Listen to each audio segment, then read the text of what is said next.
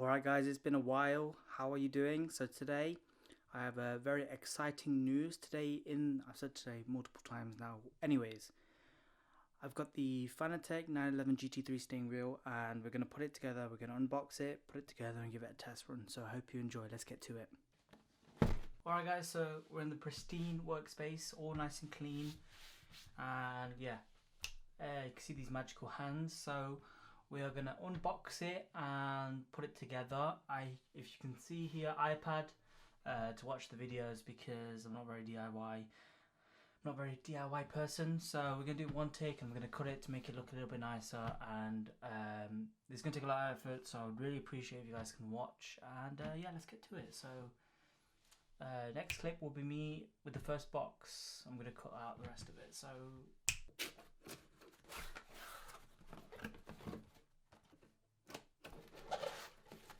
the shifter's on, so now we're going to mount it onto the podium hub. So let's get to that. She's now in, so now we get to the fun part. We get to do the the podium mount. So podium button box. So just give me a moment and we'll get to the unboxing of that. We grab this, we put this on top. Make sure that it's aligned quite nicely, hopefully. Yep. And we're going to put this on top. And now we're going to screw everything in, if I figure out which screws we're using. They should go all the way down. And then we're ready to go. So I'll be back once I've screwed these in. Screwed it in. Now all we have to do is at the bottom, as you can see, the podium module has a little wire here, and you have to plug it into the podium module, so we're just going to do that. Alright guys, after a while we've finally done it. You can't really see, but we've got all of the ones that we want, and it's time for first use. Alright guys, so I promised you the first drive, and here we are. So we have the Imola race coming up, 3-hour endurance, and we are doing that in the Lamborghini Huracan. So I decided, well, why not kill two birds with one stone, eh? So today we are going to give the first drive with the new Porsche 911 GT3 steering wheel in the Lamborghini Huracan at Imola. Let's get to it. So first impressions are the wheel is massive compared to the Formula V2 Rapid. Now I struggled with GT cars, I think, because I struggled a lot because the movements I used to make the wheel was so quick because it's a very small wheel used for Formula cars, which, you know, the movements are quite fast. Now, I don't know about you, but with this big wheel, my movements are a lot slower and less twitchy. So theoretically, that should help with handling because they are slower than Formula cars. My initial impressions are that. I feel like I have. So before this, I did do some practice in the Formula, and I couldn't keep it on track. And if you've seen my previous videos in GT cars, you know, I would say how much I struggle with them. Now, this handling, it feels. I have so much more control. One thing though, there is no vibration motors in the wheel. So I'm used to using vibration as one of the methods of getting feedback on what the car is doing, and I don't have that now, which feels weird. Then while I was doing a couple laps beforehand, there is quite a lot of play in the wheel. I've tightened that. I believe that's the podium hub, and that is a common issue. It's not that noticeable. But the control is, even without the vibrations, I have so much more control. Actually, let me just have a look at something. I think I'm running. Yep, I'm running my. There we go. Alright, never mind. I was in the wrong settings for this. I was in the Assetto Corsa settings. Right, the wheel feels great. So before I would have to the heaviness and the force feedback of the wheel was so much in the when I was using the Formula V2 and GT cars that I had to turn it down. Now with this, I've turned it back up. So if you use iRacing, you'd know that you have your total force of the wheel as your second option. First one's your force, the force of it overall. So I had that at, normally the recommended is 7 for the DD1. I had to have it around about 4.1 because the wheel was, I couldn't turn it properly in the Formula V2 was so heavy. Now with this wheel, because it's bigger, I can run it. I'm running it up back at 7 and it doesn't feel that it feels just right. It feels great. It feels a little bit more heavy than the V2, but it feels great. Now there is no weird oscillations, and I can really feel the car. And also, for anything more than it also helps with turning the wheel more than 180. So I have been practicing in the Porsche Cup car, which we're going to go to in the Formula wheel at Long Beach, and that was hard. With this, I feel like there's so much more control. I've not spun it yet. I'm not turning as quickly, so the car is not becoming unstable, which is crazy. Too much curve there. But it's just insane how much more accurate my, how much I'm turning. It's just the control. And I don't feel like I'm missing out because I'm not running the vibration motors. I actually feel like I have more control. Look, more than that felt so much easier to do. The wheel is a lot bigger, which is why the movements are a lot slower, which makes sense. So far, my initial thoughts are I have so much more control over the car. It just feels so much more better. And I am driving it slow. I'm just driving around, getting a feel for it. But I have so much more control now of the GT cars, and honestly, I wasn't really enjoying driving GT cars. If you watch my videos in the Ferrari Fix, I can't drive the cars properly. Now I think because I would turn and I'd lose the rear because of how quickly I would turn, but with this, I feel like this has changed it. Maybe it's just a placebo effect, I'm not sure. But my initial thoughts are, yep, this is great.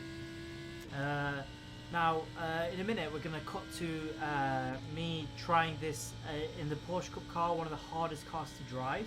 At Long Beach as well, a track I have barely done. Now, I crashed that car so much using the Formula wheel. It's crazy. So, we'll see if there's really a difference using this wheel. So, ooh, we're up on time. So yeah, guys, cut to that. Alright guys, so we're in the Porsche 911 Cup car at Long Beach, and yeah, nervous about this. Also, I mentioned earlier, I have the button pack from FANATEC, and now I've done it so that I remember everything is. I've done the pit button, flash button, lights button, wiper button, ignition start, traction control, ABS. It's crazy the amount of buttons you have. And now I can do traction control, ABS. I can do my fuel map, brake balance, all that on my wheel is really cool. Apparently, as this front. So here we go, guys. Let's get to it. So initial thoughts are, well, coming out of the pits. So I'll do a warm-up lap and I'll get to you guys before we start the lap. Or no, we'll from here. Initial first thoughts. So far, feels quite light.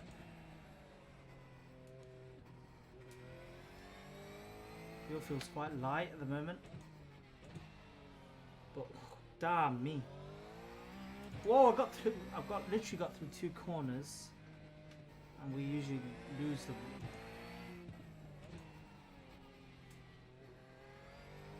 This car is so hard to drive.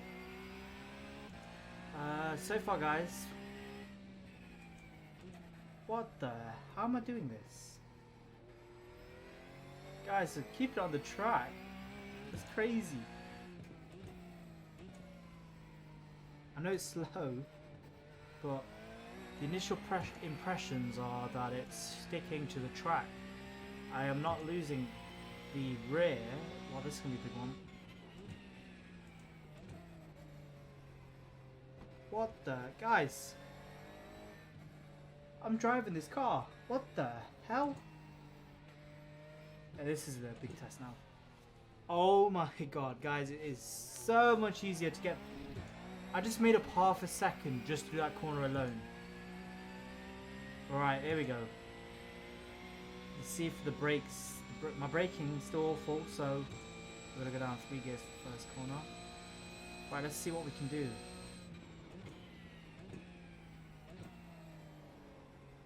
Oh, okay.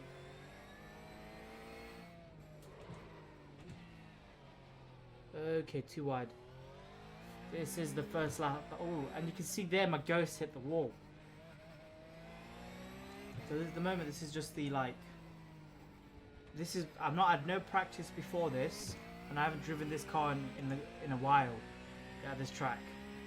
So this is genuinely, guys. This is my genuine first couple laps, and we still have cold tires, but we were making time through the. Ooh, okay. So far, time is. I get the time is. I'm not really pushing it. It's all about like we're just having a look at the feel, and right now.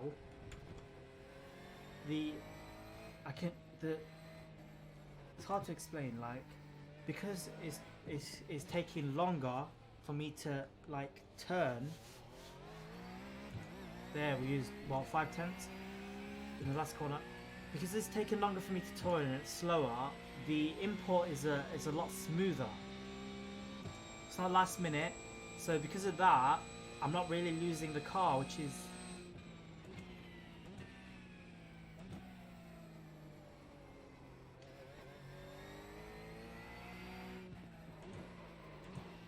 Right, I did overcook it there. I am trying to push, but the biggest thing I can take through, guys, is I'm not losing the control. I'm losing control from braking way too late, locking up the brakes. Steering inputs, as you can see, are fantastic. The car feels. I can control the car a lot more. There's a smoothness. Again, maybe it's just a placebo effect. I mean, it's crazy to think you're driving this car with the same wheels, a replica wheel. I think it's this car, but the control is insane. Again, no vibration, but I think maybe that's helping. I think also because I'm running higher now overall force feedback as well, because before, even running at 4, it was like, as I mentioned, it was about 4 something, well I think 4.1. It was so heavy, but the little details, you couldn't feel it. With this, because it's running at now 7, so nearly double, not double, but you know, close to it, I can feel all the little bits of feedback because it's now high enough, and because I can feel those, and the extremes aren't as high, so it feels really good, guys. And I think that's what's contributing to why it feels a lot easier to drive. So, what are my conclusions? Is it worth it? Yes. The difference between this and the RS300 or whatever from FANATEC, it is a bit, but I've not gone on to the functionality, but the functionality of the button box is amazing, because now you can really like customize it. You have 2 encoders, which I don't really use them for iRacing in a sense, but I use them. I'm able to use them in. Okay, second gear was wrong. call there. The encoders have up to 12, basically 12 numbers on both of them. So I use them for ACC as ABS and traction control, because you have up to 12 settings on there. So you can actually encode the actual number, so then you know for sure what number you're using. And then I have the funky switches set to the brake balance and the map.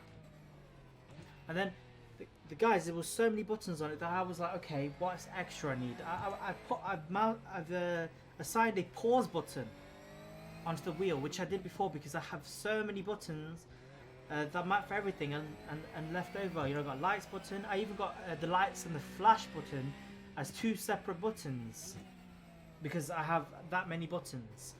The functionality is endless. I have the starter and ignition on here as well. I have radio button, pit button, flash button. I have a windscreen wiper button. I have a button for the toggling of the wipers. I told you, lighter, flasher, radio button, and a pause button. Okay, I wasn't looking where I was going.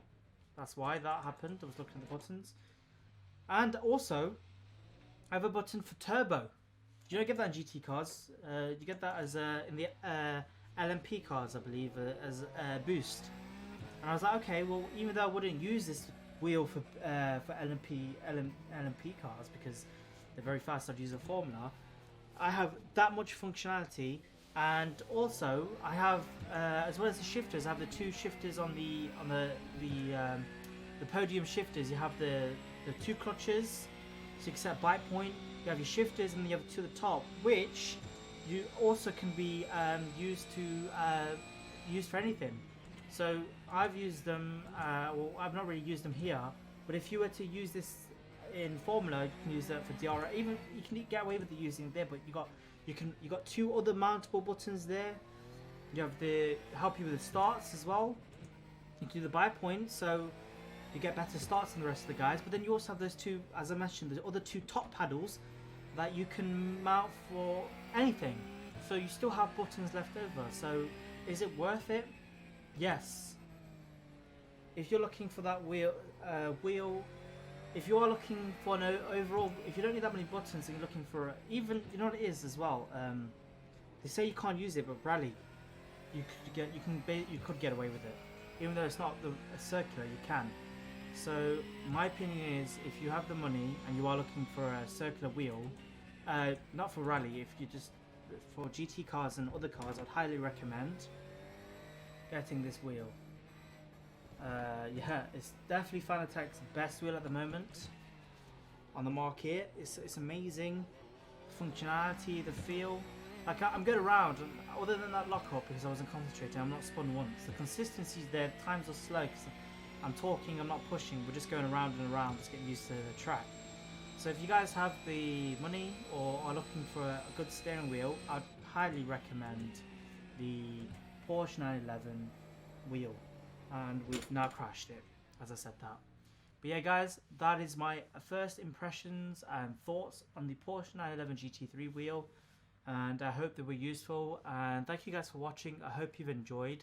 Don't forget to like this video and subscribe. You know, more subscribers, it warms my heart. Thank you so much, and I want you guys to have a good day. Take care. Bye bye.